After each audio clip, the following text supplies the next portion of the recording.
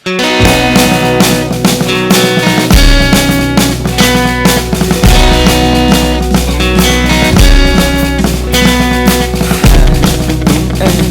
ใจเกรงใจกลัว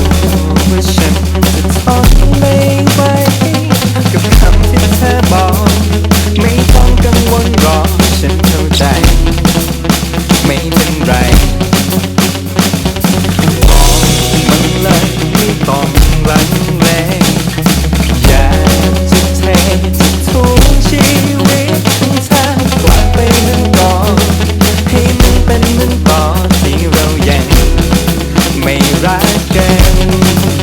แค่พูดออกมาแต่ว่าฟ้ามันจะมีฝนเธอแค่พูดออกมา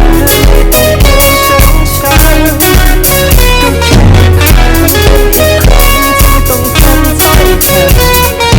ว่าฉันไม่ต้องเศร้าวันนั้นฝนก็ตก